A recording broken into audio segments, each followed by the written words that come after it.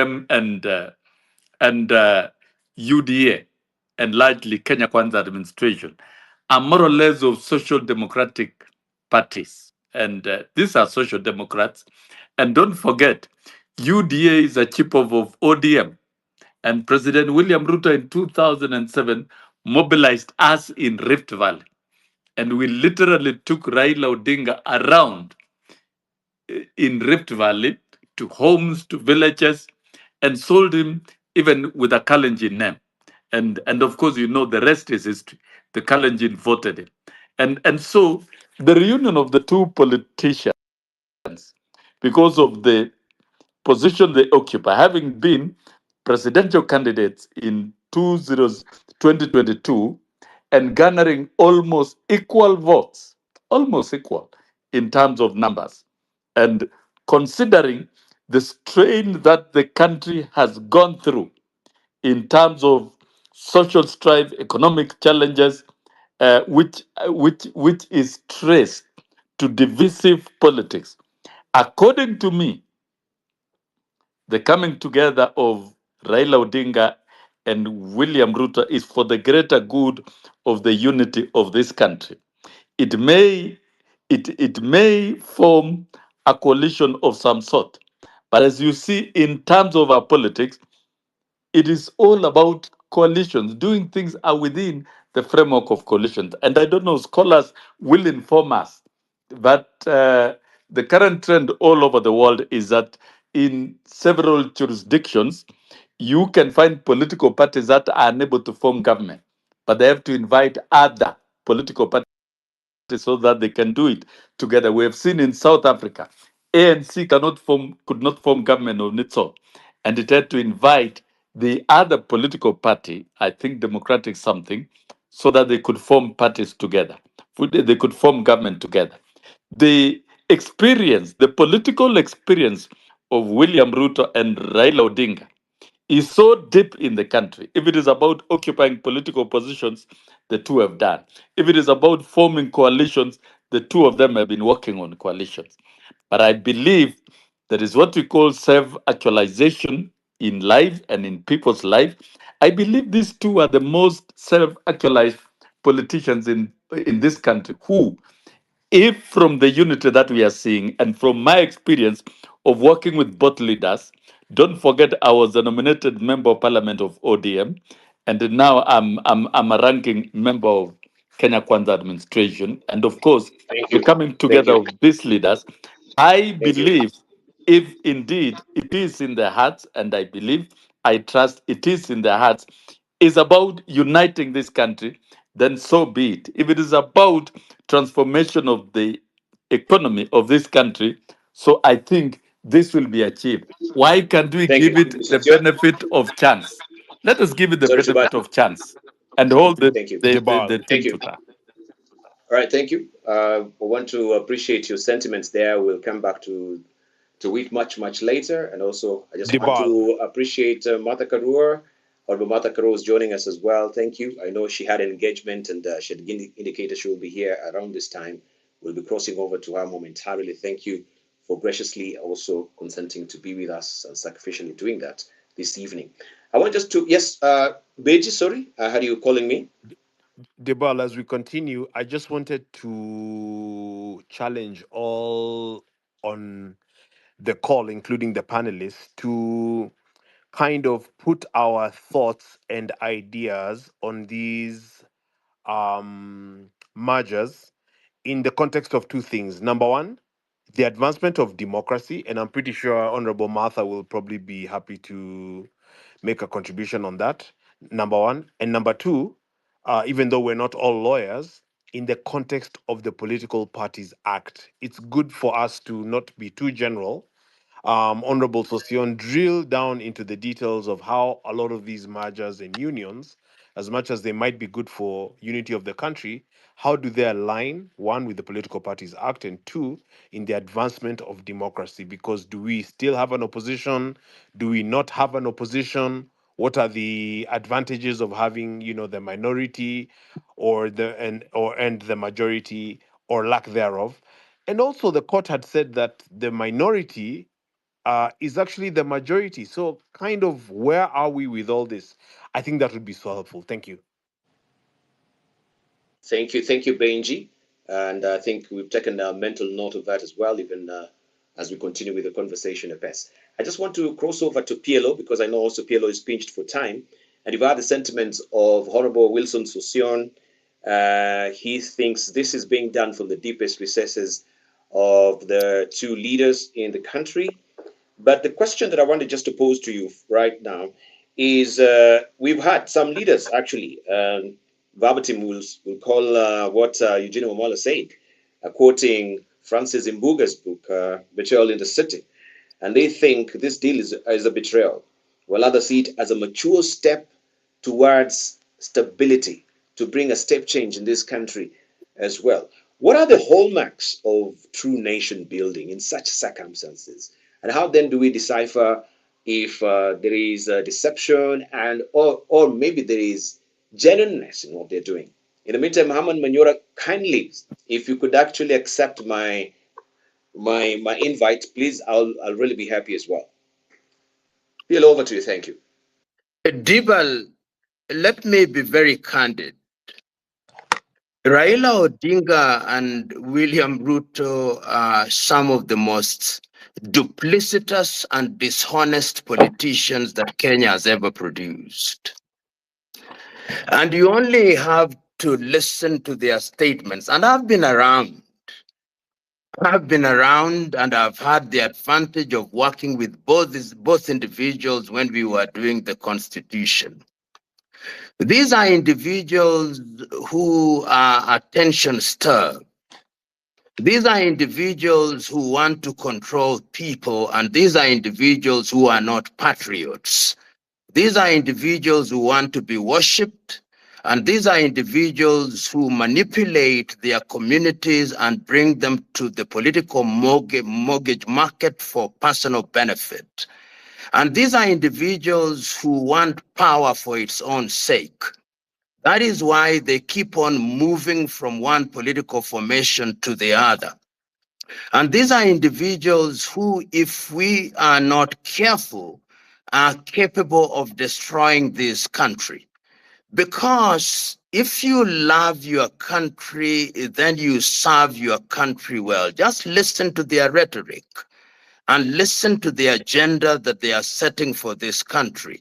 If we agree that we need a constitution that needs to be implemented, why do you need something like NADCO? And you use that NADCO to suggest, among other things, that you are going to create sinecure offices, such as the office of the Prime Minister, that some individuals may occupy them. Why do you tell us that you want to implement the NADCO report without implementing the Constitution? Why do you say that you want to unite Nilots against Bantus? And they have said this. Is that the way to build the country, to come together so that you array people from an ethnic perspective and you say you want to build the country? I am suggesting so that you that there are a number of things that we must do if we want to build this country. Number one, when we were doing the Constitution, one of the things that we said was we fund political parties that they may have ideological foundation and also have the ability to articulate national interests. Number two, we said that we wanted a country that is governed by the rule of law, not by the rule of men or women. And we are not doing that because periodically we want to create things that bypass the Constitution.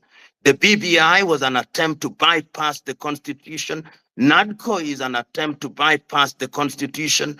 And thirdly, you cannot use the people of Kenya for purposes of achieving short-term political goals.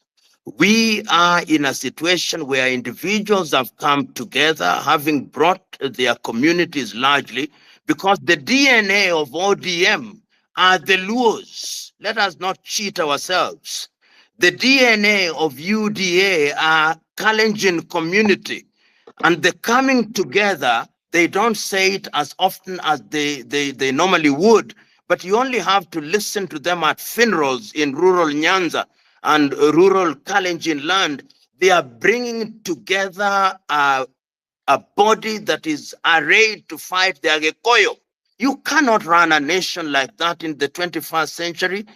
So it pains me to see that these individuals who, as I conclude, between the two of them, Raila Odinga has belonged to no less than body that is 13 political formations since 1992. You cannot run a nation like that in the 21st century. A rolling stone. So it gathers me no more to see that these individuals, William Ruto, who has yo-yoed from one political party to the other, told us that this was different, that he was never going to be in any handshake. He has reneged on all those within 2 years of being in power. These are individuals who are out for self-preservation. And the sooner we realize that and begin to take care of our nation as patriots, the safer we are. Thank you. Thank you, PLO. A very strong verbiage there when you say they're duplicitous and dishonest. And of course, you've given us a rich stream of information from where they're coming from as well. Allow me just to give a handy opportunity to Professor Winnie Mitula right now, if you've gotten your ducks in a row, so to speak, regarding also your mic. I know you're joining as Sharon. Winnie, over to you. Can you kindly unmute so that we can hear you? Winnie, over to you.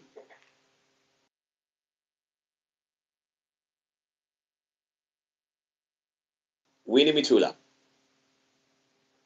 I'd sent you, I think maybe she's having technical challenges there. I'll try and sort that out so that we can get to hear from the good professor as well. But in the meantime, let me cross. Debar, Yes. allow me to intervene No. on submission of.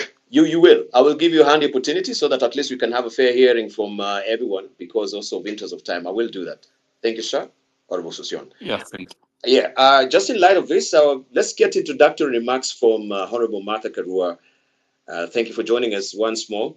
And we know also you have rebranded your party. There was pomp and color as we saw it. And we just want to hear from you this evening as well. What was the rhyme and reason for you, first of all, rebranding your party? And I can see very also telling colors, lilac, purple, as you can see it also from your ex avatar. Let me yield the floor to you. Thank you for joining us. Over Thank to you, you. and to everyone. I'll begin with whether mergers and coalitions, which way. And I'll say there's nothing wrong with mergers and coalitions, but they have to be done within the law. Therefore, nothing short of a post-coalition agreement between UDA or KK and ODM will suffice in our case.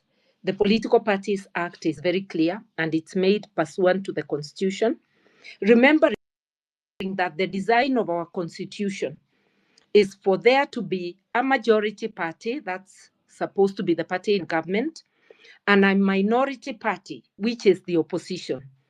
The checks and balances in our Constitution give the responsibility of watchdog committees to the minority party.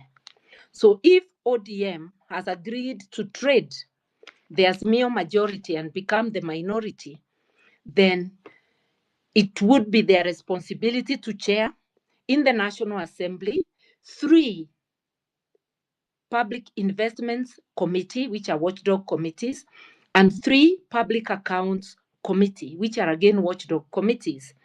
When they have an MOU, which is not a post-election coalition agreement, which is not deposited with the registrar of political parties, they're trying to have their cake and eat it. They're starting with dishonesty, and they are blocking people not in government from being chairs of the watchdog committee, thereby weakening the accountability mechanism.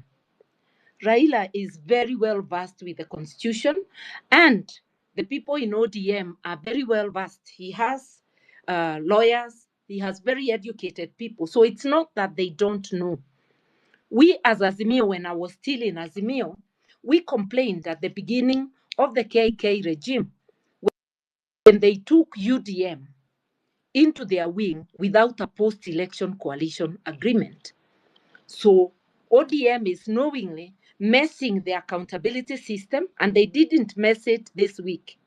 They have done that since the day they allowed their key personalities to enter government and still remained with one leg in the opposition. This is completely out of line with our constitution and laws, and it should be tested in court, and I hope it will be. I would also say that if this union was for the benefit of the people, then it would be done, no doubt, done the right way. But trying to hoodwink people, starting with dishonesty, tells us immediately it's not for us. Implementation of NADCO report, which was finalized in November of 2023, and we then as NARC Kenya rejected it on the 7th of December 2023. Nobody stopped them from fully implementing it the whole of last year, 2024. It has nothing for the people. Remembering the 2023 protests were about cost of living. Where in NADCO or in this 10-point plan have you seen the issue of cost of living, the issue of excessive taxation, the issues that really matter to the people? They talk of ending abductions. Abductions are not sanctioned by law. Why has there been abductions in the first place?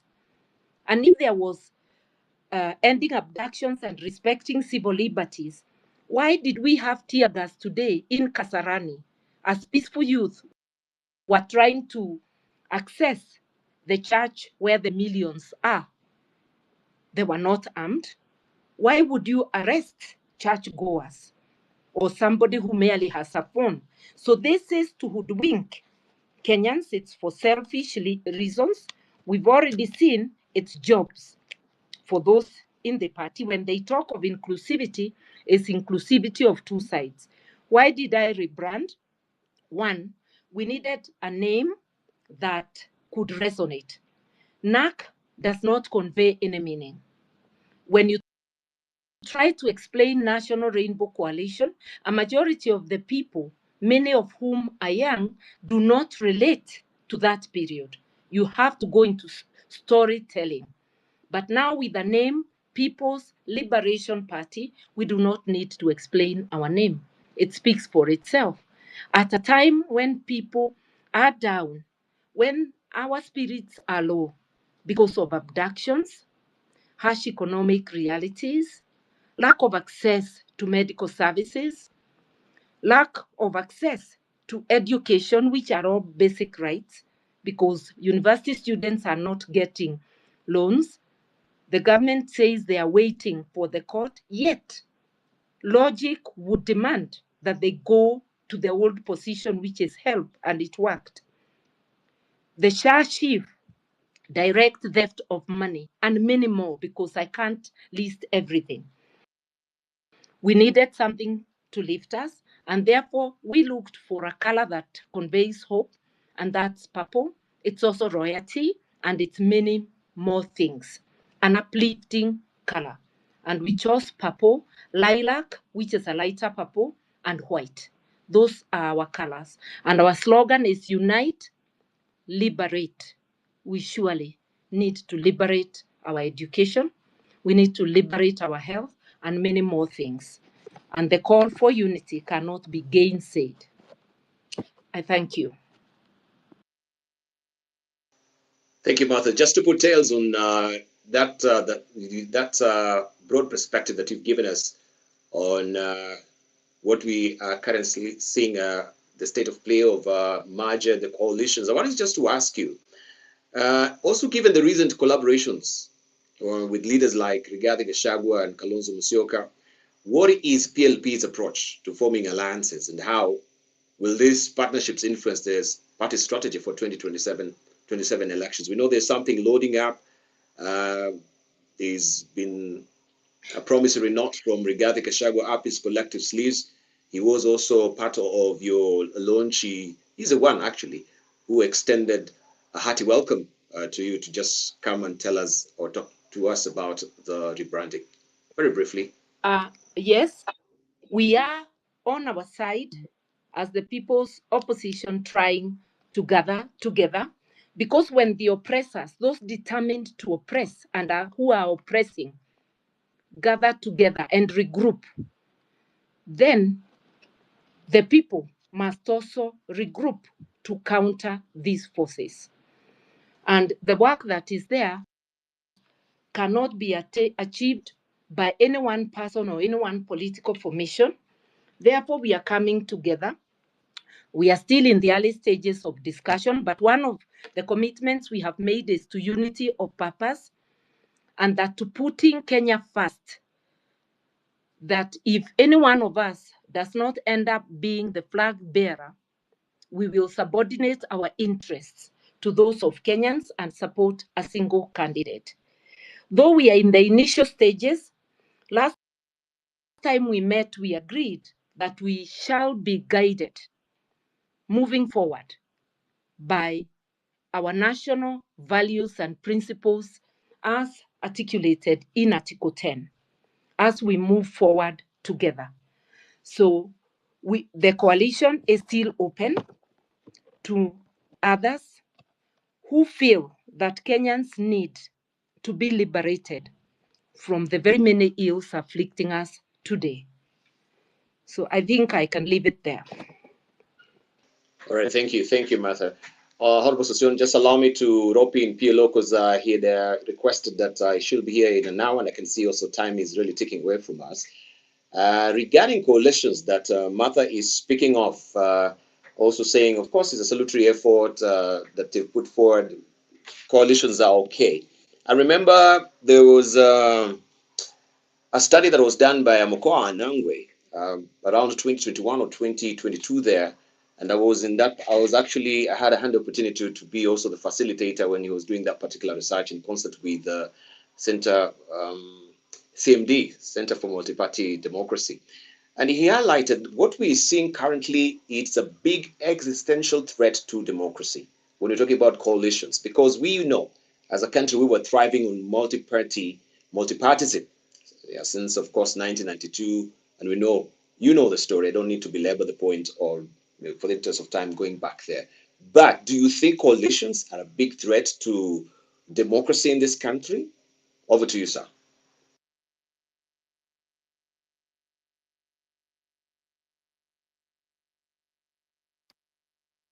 I believe you are asking me this question.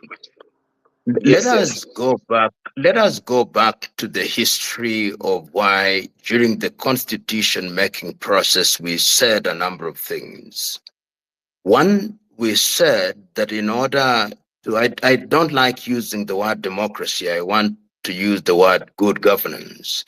We said that we needed political parties that had a national character. For this reason, we said, among other things, that these political parties would be funded from the exchequer. It was also contemplated that these parties could enter into coalitions or what we now refer to as mergers. What has happened since 1992 is that the political parties have not grown. They have not grown because even when we have political parties, these parties do not have any firm ideological foundations. These parties, at least the ones that we know, are guarded and guided by individuals. So the personality of the individuals dominates the parties. They may have formalistic structures so that if you are simply to look at them from a textbook standpoint, they pass the test. But when you go beyond the textbook and you examine what we call political parties, then you discover that beyond the party leaders, in most of them, it is hollow, which means, therefore, that we have failed to build an ideological foundation. I give the example of different countries almost ad nauseum. When you go to Tanzania, CCM is a party. When you go to Tanzania, Chama cha Demokrasia na Maendeleo is a party. ACT Wazalendo is trying to be a party. MPA Langola is a party. Frelimo is a party. ANC is a party. DA is a party. But when you come home, you discover that even those parties, they may claim to be national and may have ticked the boxes when they are going through the process of registration. But the reality is that foundationally, they are ethnically undergirded. So that when you are dealing with Wiper, for example, if you permit me that example, the undergirding is a Kamba. When you are dealing with ANC, the undergirding is Luhia, Maragoli. When you are dealing with the DAP, the undergirding is Luhia, Bukusu. When you have such as your political parties, then you cannot grow governance. And that is why they have to come together every so often in order to increase their numbers ethnically. How can we liberate ourselves from this scenario?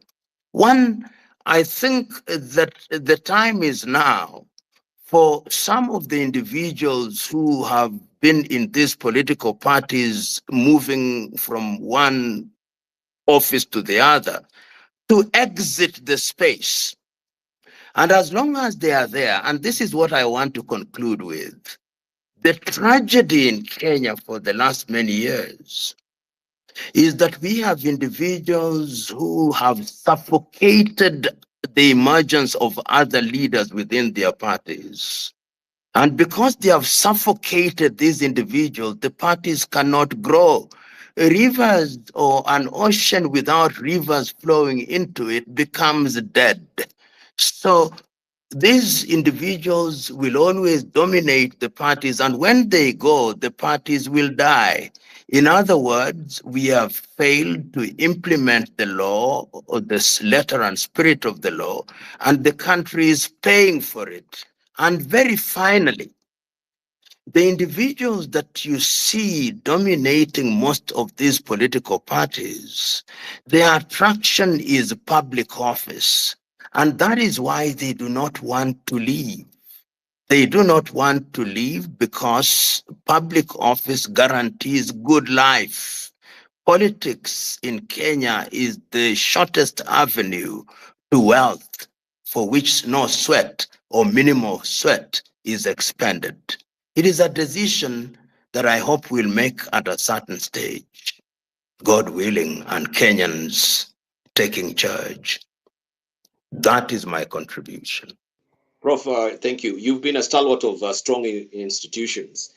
You're speaking quite movingly around it as well. Question is, do you think strong nations are built on institution? Yes, of course, as you advocated, not individuals. And does this deal strengthen democratic institutions, or does it place too much power in the hands of political leaders? I can see also in one of the dailies today that now they've set a date for a debate for the constitutional amendment bill. That some of these things that we've seen in the NADCO report will get a handy opportunity of being discussed in Parliament, and there is, of course, a high chance that most of them will sail through. What is your assessment? Let me start by saying this.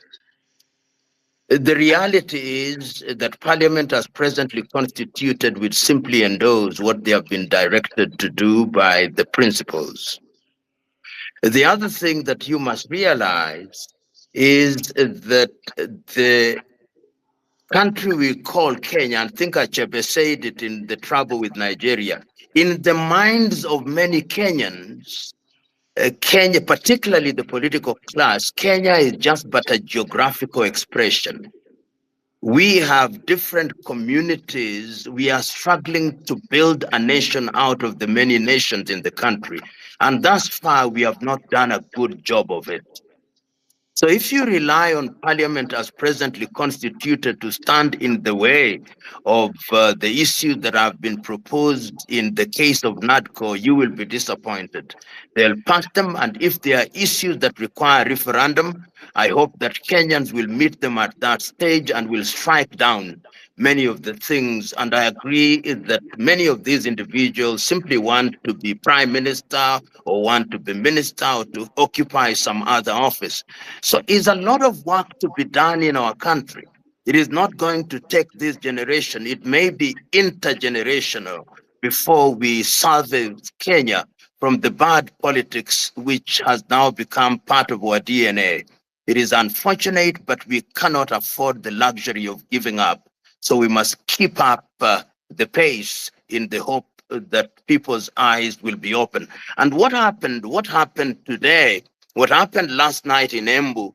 What happened today in Nairobi? And what has happened in Kisii is a clear statement to the individuals involved that Kenyans are getting disgusted and their cup of iniquity is beginning to overflow.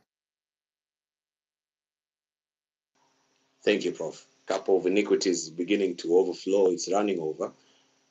Thank you for the sentiments. I really do appreciate, and I know there will be a lot of reactions as well when we give an opportunity to most of the people who are in the plenary right now. Thank you, Prof. I really want to just, I know Honorable Sosioni had indicated that you wanted to butt in. Yeah, thank Please you. don't. And Yeah, before I know Professor, I've kept you for long. Yeah, I know I've kept you for long, but I wanted also to hear from Herman because we had technical challenges on joining as a speaker, so we never heard from him. And also Professor Winnie Mitula. I know also she's having challenges as well because I can't see here. And if she may just, send her request so that I can see her on the panel of people who want to speak, I'll give the handy opportunity.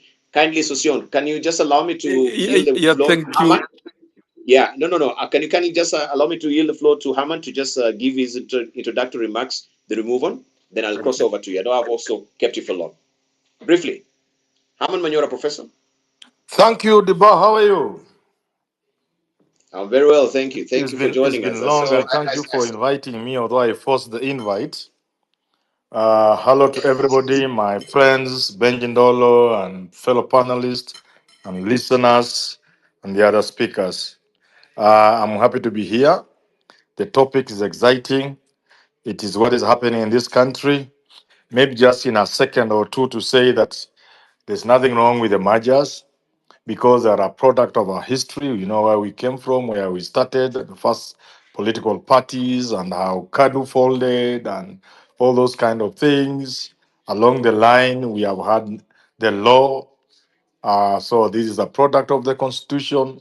Some people are faulting the constitution for making coalitions and mergers part and parcel of our politics. And that the same coalitions and mergers are a compromise on democracy. Can't Uh, hear him. the law, of course, demands the 50% plus one, which you can't garner if you are from one region. It requires the 25% in at least half of the counties. And then there's the Political Parties Act that then sets in motion the infrastructure you can use to do the same. So mergers are here with us. But there's another third important reason why the mergers, corporations, call them what you want to call them, is about politics. Politics is about power. And the power to politicians is everything. So if you want to understand what Raila is doing with Ruto, it's politics. It's about power. And power is not a very sweet game. It's a game of elbows. And when I hear my friend PLO saying that those occupying the space and have done so like Raila for a long time should yield the space, then he's also wrong. Because power, you get it. Nobody gives you power. So the young men of this country and alternative leaders in this country, they must go for the space. They must look for power. I'm sure if we were to do to get at a very highly philosophical and intellectual level, then it will bring issues. Power for what? You know, what is the good of what is in power if you are not helping people? That is at that high level. But if we stick to the low level politics that we practice everywhere in the world, then politics is about power. Raila and Ruto are playing a game of power.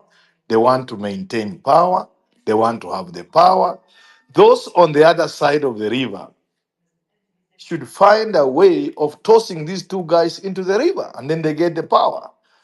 We would be lucky as Kenyans if those who get power after Raila and Ruto will get that power to exercise it in the good and interest of the people. But for now, some of us are a little worried. We are not seeing people who seem to understand the game of power, who seem to know that Raila and Ruto are doing what any serious politician will do to get power and to maintain power. So I will urge my friend Mother Karua and the other people to organize themselves to get the power. The people will be behind them, but the people must be mobilized. In our context, the people must be excited. We must recreate the 202 moment where we create a movement to sweep Raila and Ruto out of power. Thank you. Thank you, Harman. I can see Sharon. That is Professor Michula. Finally, Hello? joining in as yes, we can hear you. Continue. Yeah, thank you very much, Inea. I think there is a problem either on my side or on the system. I apologize. Yeah, thank you very much. I think the discussion is very interesting and I've been listening, lucky enough. Uh, I personally think that mergers and party alliances have just become the way Kenyan politics works. I think it's been too long. It's almost going to 20 years, 30. So we just have to work within them. But I think also the discussion that was here earlier about the legal, when we decide to, have an alliance or have a pact, whether we are acting within or outside the law. I think that's very critical that at any one point, whatever we are doing in the messy politics that we have, that we still get back to the constitution, that we get back to the legal provisions, the Political Parties Act, so that at least whichever directions we are taking, we are within.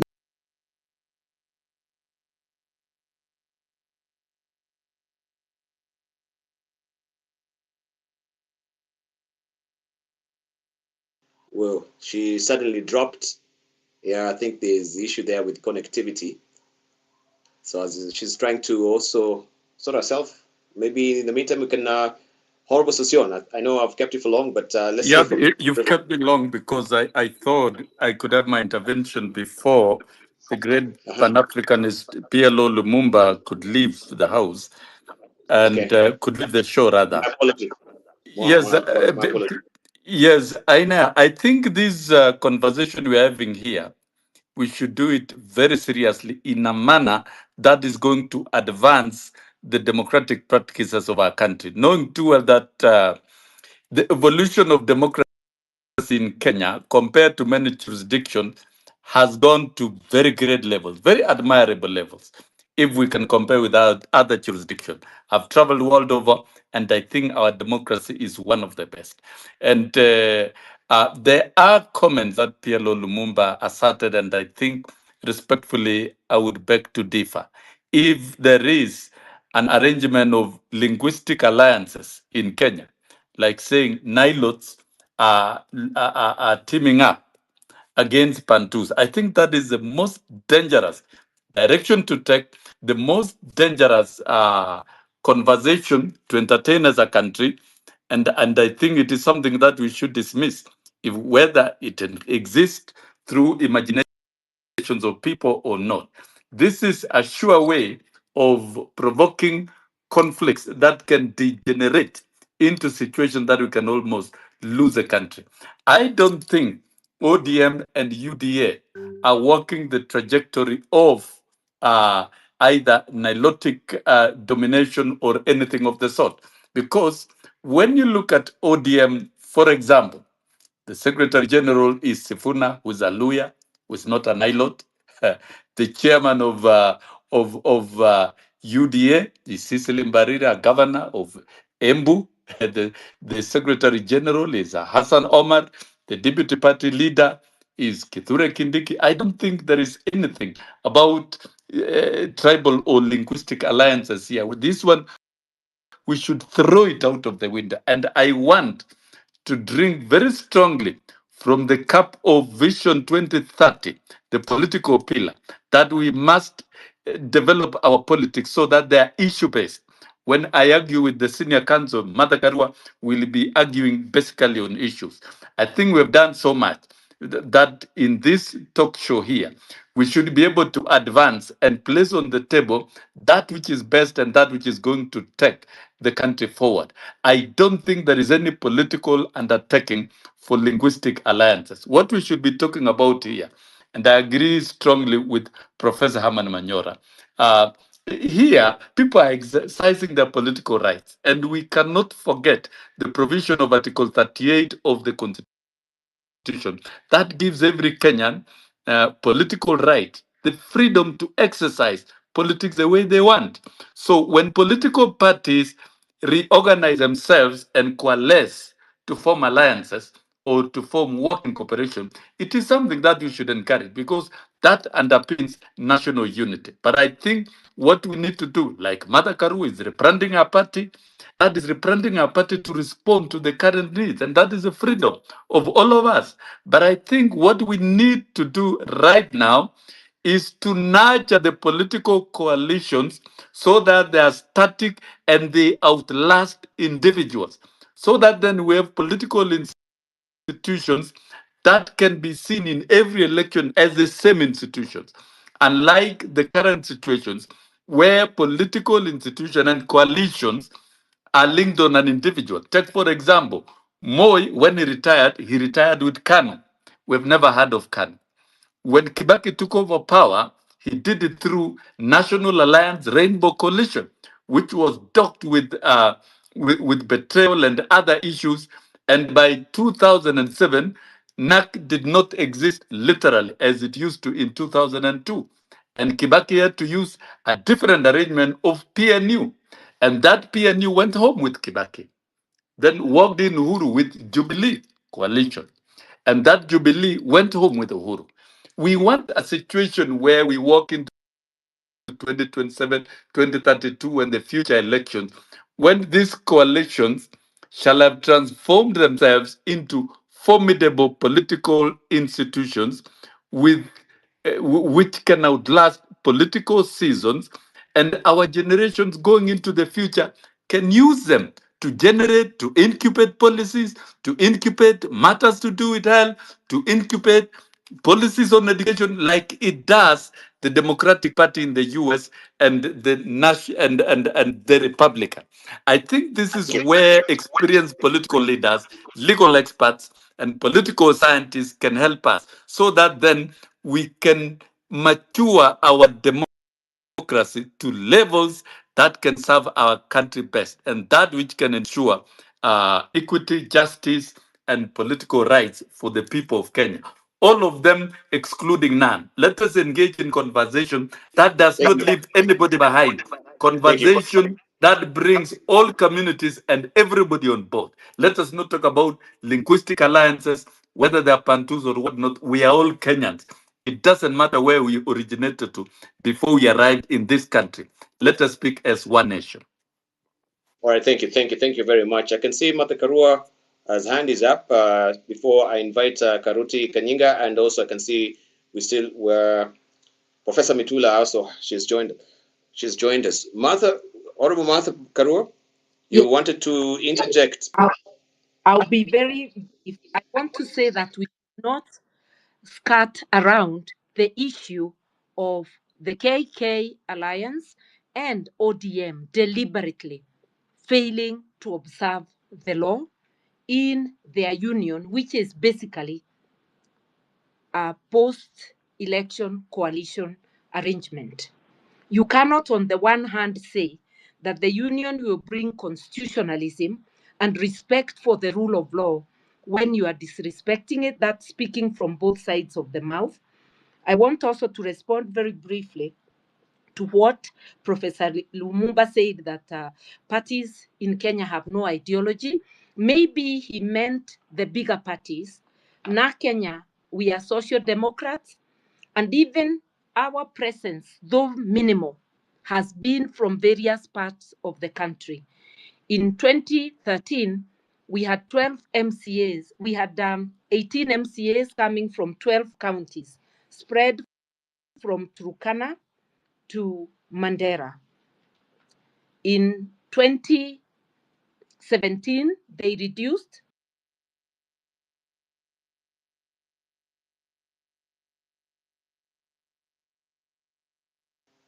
Martha, you've fallen off.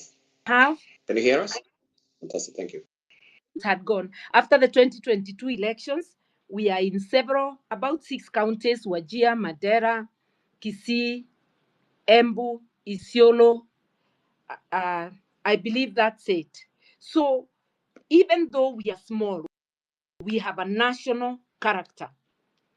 Now that we have rebranded and recommitted, we hope to be able to develop. On whether old politicians should go, I think the point PLO is raising is that if we want to honor, if we want people to get used to term limits, as in the Constitution, we as political parties must adopt term limits.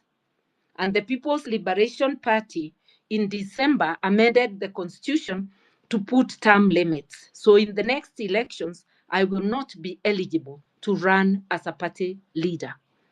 I can occupy any other position or committee, but I cannot continue to be a party leader. That is one way of nurturing the next generation so that after 10 years, leaders move from their positions and others come into it. I think those are issues we should look into.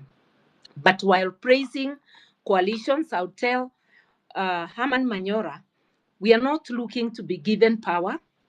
We are regrouping as people who want to give relief to Kenyans, to liberate Kenyans, hoping to be able to take the power through the ballot. We will do whatever it takes, but within the law. I want to repeat, within the law. When you begin unlawfully, you end up unlawfully. Just like ODM and KK, even after the court ruled that Azimio is the majority party, they are proceeding as before through backroom arrangements, thereby shortchanging the parties that have remained in Azimio, like Kalonzo's Wiper and DAPK, which has started the motion to withdraw. I think this conversation is important. Let's go on with it. I'll be leaving after another 15 minutes. At least let me hear a few others before I leave. I had indicated I would leave early. And thank you for giving me the mic. Thank you, Martha. We'll be crossing over to you momentarily. Thank you so much. Winnie Mitula, you had also dropped off at some point. I hope you've now recovered. Yes, sorry for that. I know there were technical challenges as well with the laptop. Thank you. I hope you've not lost your track of thought. Okay. I think you can. No problem. You can hear me now. Thank you. Perfectly.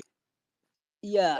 I think I got lost at the point when I was trying to emphasize that it doesn't really matter how a party begins.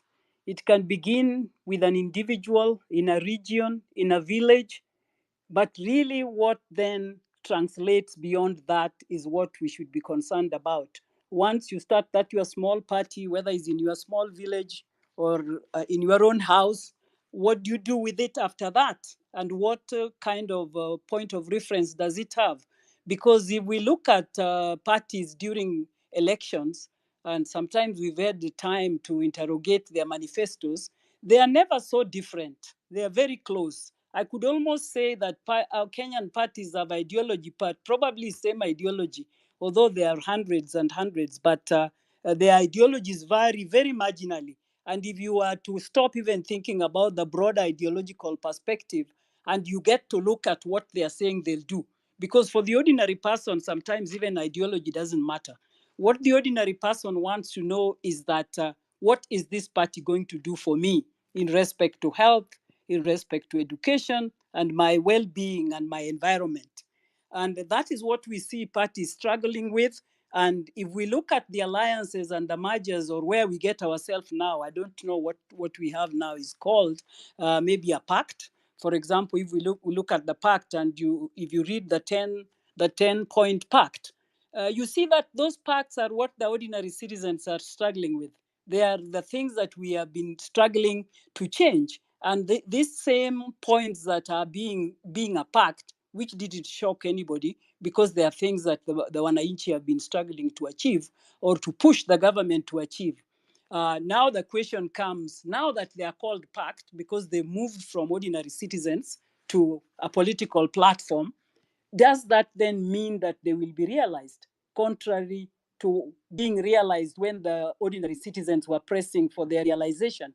I think that becomes a very critical question. And for me, this is what I will be watching as we move, as the pact lives on, that are we now going to see those 10 points realized in the next few months or 1 year or so? And I have my own doubts, but it's something that we need to monitor. And again, the issue of whether parties are, working in line with the constitution or the legal framework, I think that's very critical. And I'm glad we have Martha Karua, my colleague, on platform, because unless parties follow the rule of the law, it becomes very difficult. But we also know that sometimes politics becomes so strong that politicians almost believe that they can do things outside the law. And I think that's what's happening, because even if you look at the pacts that are on table, whether it's NADCO and the elements that were questioned, whether they are in line with the law or not, you would find that there will be attempt to twist them around so that the politicians can succeed. And that's where we begin to have the problem. Because if it's not going for a referendum and is going to parliament, then we are likely to see a lot of things passing through in the current pact that we are having. And I think that takes us back to what I was listening to when I couldn't get in, about the whole debate about whether this is undermining democracy or so. Are we weakening or strengthening our democracy with these mergers and alliances that we are forming? And I must say that it's both ways, because at one point you really need to get into mergers and alliances, and exactly what Martha was saying a few minutes ago, what the team that has Gashagwa now, Kalonzo and Wamalwa are trying to do. And we like that, because we like to see that the ordinary citizen have somewhere to lean on, because you can't lean on politicians with a pact, especially because their pact is a very inner pact, but the larger good of the public is hardly achieved. And therefore, we rely on the opposition or peoples who can advocate, whether they are civil societies or not. I'll stop there. Thank you. Well, some will argue, and I want to rope in Professor Karuti on this as well. Even as we're talking about the mergers, the coalitions, there is the existential threat as well of using these coalitions to posture yourself politically, and also to maybe for political expediency. Right now, we can see there is the issue that everyone is arguing, that the introduction of the office of the prime minister and the leader of opposition fundamentally changes Kenya's governance structure. And the question that is hanging on the rafters of many Kenyans right now is, should these proposals be subjected to a referendum? Are we using now the National Assembly now to give us a leeway to making sure that we have the office of the Prime Minister through the back channel, through the back door? And I wanted just to pose that particular question, and I will be happy also if Martha Karua will chime in on that, Hamlin Manyora as well. Yeah, Yes, Professor, thank you. Yes. thank you very much, Diber. Let me begin by just first of all trying to clarify what many of us here have said, that there is nothing wrong with the mergers, because coalition making in politics is a very constant thing, even in the West. Even in mature democracies, we see parties forming alliances to lead government or to win elections. That's true. But where Mr. Sosioni and where Lumumba, I think we need to underline one thing very clear in their sentiments is that we don't, we form mergers and coalitions as a means to an end. It should not be always an end. And what we have seen, comparing the present managers and the managers that we have witnessed in the past, in the 1960s, the managers, the alliances that were there in early 2002, and even in the 1990s, actually, we had something close to managers. What we have seen is that the earlier managers were meant as a means to an end to create a political stability and therefore to pursue developmental what we have seen where you pass policies, you pass policies that are of national in character, policies that are geared towards growing the economy, policies that are geared towards improving the well-being and incomes of people and all sectors of the economy. And that's where we need to start playing emphasis, Mr. Sosioni, that we cannot have political managers as an end in itself, which end is justified by the fact that we are talking about getting people to be in this government, getting people to be PSs, getting people to be CSs. No, we should be prioritizing and saying we are getting managers in order to come into government to come and help in certain reforms and ensure that these reforms will be for the better of the Kenyan society. Whether you have PSs, whether you have CSs from one side or the other, that is immaterial. What we want to hear is that, yes, there is the 10-point agenda, and this is what is going to be prioritized.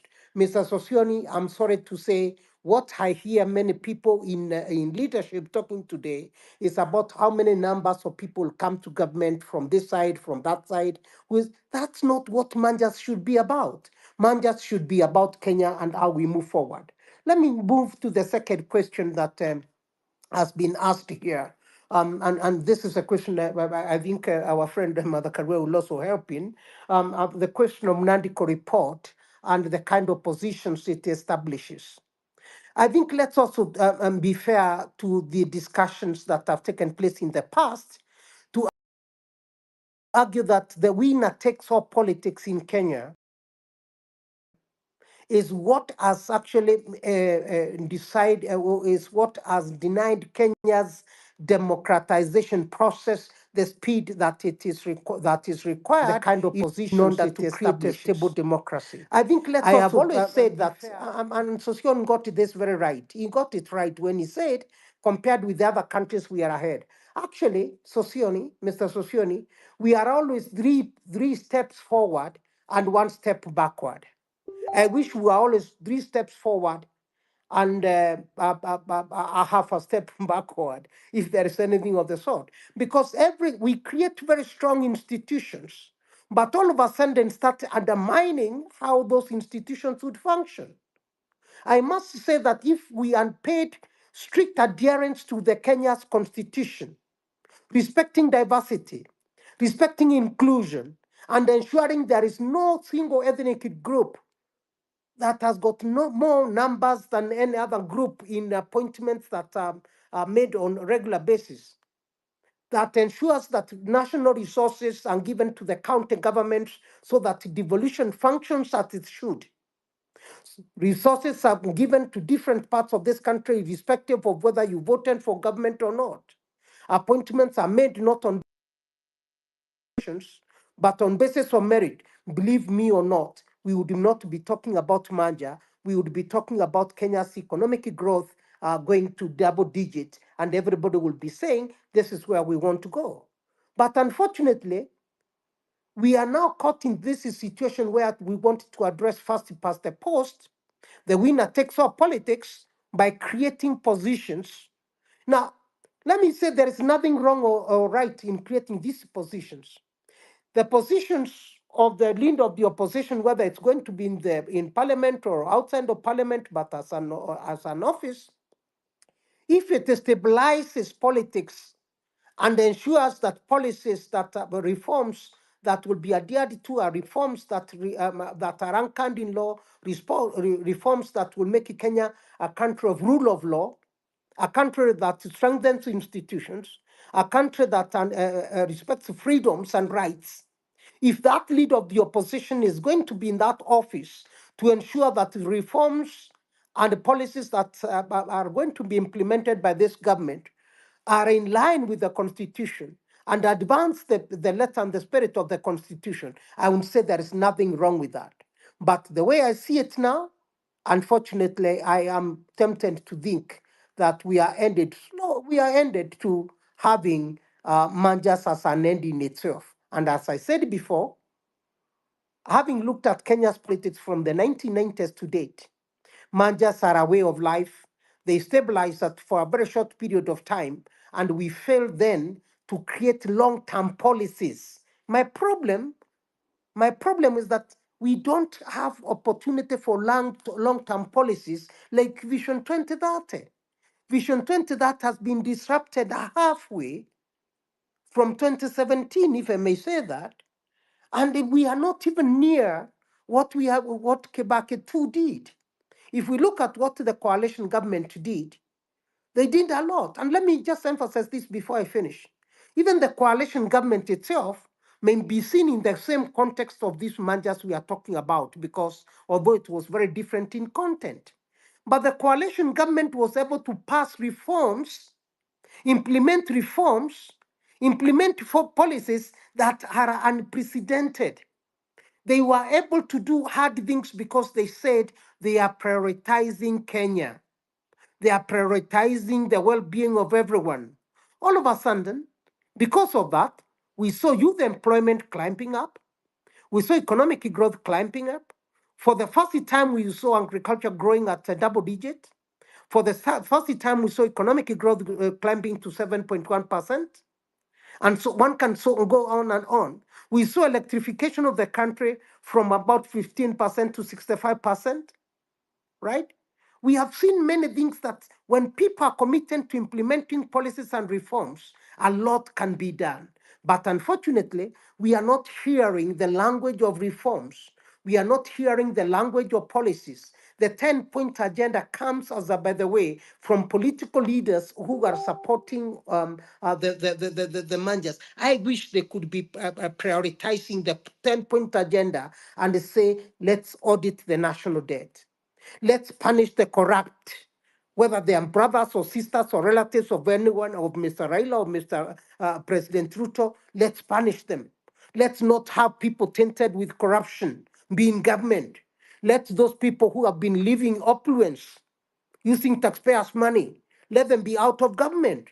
Let them follow the rule of law. And if we Thank were you. to have managers that respect the rule of law and say, we are building a strong foundation to anchor Kenya on the rule of law and to make it a better society, that would be a plus. But Thank you. I think we should not be talking about a short-term gains.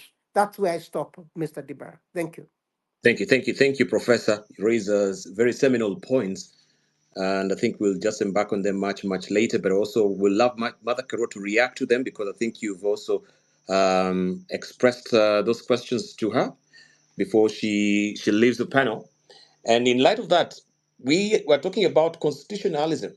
And also, the National Assembly Justice and Legal Affairs Committee has flagged parts of a NADCO report as unconstitutional. Do you think they will go full steam ahead and implement this particular report just the way it is, as is? Martha? Let me Thank you. first say that NADCO is BBI Season 2 and ought to be rejected. NADCO was a fraud on the people, remembering that people went to the streets mainly because of cost of living and other issues affecting them. And NADCO had nothing on that. It's mainly creating jobs for the big boys. So trying to add an issue here, an issue there to make it attractive doesn't hold.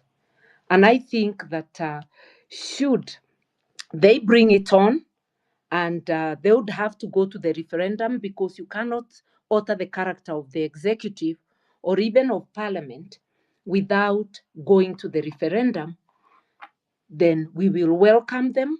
It will give us a good platform to engage the people to reject. I would also want to say that as the People's Liberation Party, then known as NARC Kenya, we actually rejected NADCO the moment it came out. And we saw that the people's issues were not there. Of the grand coalition government of Raila and Kibaki, it was anchored in law, in the constitution. As Minister of Justice then, I tabled the legislation in Parliament and it was passed. We cannot compare a come we stay marriage with a political holy matrimony sanctioned by the Constitution. So all we are saying, you want to merge, do it honestly. You want to have a coalition, do it honestly, so that you can vacate watchdog committees and leave people not in government to do the watchdog bit. No wonder there has been 1.3 trillion withdrawn during the currency of Badi in the treasury. How are ODM people going to audit Badi or ask the relevant questions? How will they audit the Ministry of Energy or the Ministry of, I don't quite remember which ministry Oparanya is holding, but I believe it's labor. So whatever ministry it was, Cooperatives. sorry, Cooperatives. cooperatives, yes, and it's a large ministry. So whatever ministry, including mining, which Joho holds, how will the ODM people be able to audit? Those are the issues. We should not, it's not a question of whether coalitions are good. Nobody is against coalition or even mergers. Just do it in accordance with the law. When you don't, you hurt the people. And I think oversight has been eroded greatly. And I beg to leave. Thank you so much, and sorry that I can't stay longer. Thank you, Martha. I really do appreciate because I know you've had a long day as well. Even you just joining Ante, us is a much appreciation. Benji, you wanted to say something just before she leaves? no, I was just saying thank you to Honorable Martha. All the best. Thank you very much. Be safe out there. It's raining like crazy everywhere. Hakuna stima. Asante for your contribution, madam. Thank you very much. Thank you, Beji. Thank you, Dibar. Thank you, everyone. Bye. Thank you. Thank you so Good much. Really night. appreciate it. And may you have a restorative night. And we look forward to also having you joining us more and more. Right. Uh, you have had Martha, and I know there are many questions. There's so many requests also for people to chime in. Nerima Wako is here. I would want to also just to speak on behalf of the Gen Zs as well, because the MOU highlights mainstreaming youth in leadership, and we want to know what concrete mechanism will be put in place to ensure young people have meaningful roles in governance and policy making. I can see also Billy Mijungu as well. But let me come back to Professor Winnie Mitula, and then Honorable Susion will want to react on the. Oh, let me rope in Haman Manyora before he falls off as well. Haman, you've heard what Martha has said. It's unfortunate she's left. PLO as well. I want you just to say something regarding this. We facing, because if they really try to push the envelope, are we likely to have a referendum? The question of budget implication also come to bear. Do we have the money for a referendum? Yeah, almost 8 billion shillings we're talking about. And since that particular figure was quoted, we have inflation that has risen now to 3.5. I mean, it is a big blip. And again, if we check into place the prime minister's office, the question would be again, where is the budget for that office? Over to you, sir. Thank you, Deba. I don't think money will be a problem. First of all, generally, politics is expensive. You can't have politics without spending money. And for politicians, when they want something, the money will be found. They will not find money to pay doctors and nurses and teachers like me. But when they want a referendum for themselves, the money will be found. So money is not a problem. The problem with the NADCO, as I see it, first of all, it contains contradictory provisions if you look at our constitution. And I don't even want to go there because they are glaring and sticking out. Like having leader of opposition in a presidential system, that is preserve of parliamentary systems, and a host of other provisions that don't quite make sense within the context of our presidential system. Then the next thing about NADCO is there are, there are provisions there in which you cannot implement without going to a referendum. And yet, the bar, everybody knows the mood in the country today. Raila and Ruto will be lucky to get 25% in a referendum. And they would know it. Everybody knows that. So the question is, with that knowledge that the referendum will not go through, yet there are provisions that can only be passed through a referendum, what are they likely to do? And I would have wished Mother to be here, then she would have engaged on this issue. One My, will argue sus- and say, one will argue my and say, I'm sorry to Martin, that that is purely speculative. You don't have any confirmable facts and figures for you to say that, to say or what? it's to give us the if they go to referendum, they will not even get Ghana to Ah, decide. man, we live in this country, my friend. What are you talking about? Don't behave like a scientist who says come with measurement tools. We know it. We live in this country. The mood in this country today is that if you brought a referendum, I mean, where will you go with the referendum today? I It would will say fall 20%. flat. They can't get 30%. Let's just agree there. I So said 20, 20. 2025, I don't think they'll go beyond the 25. So the question is, with that in mind, and they want this referendum, can they pass the law in parliament like Mother Karua may be suspecting, and then say to hell, call our bluff? That's a possibility. But to me, the bigger possibility is they may want to play around with things along the lines of what we call the National Accord.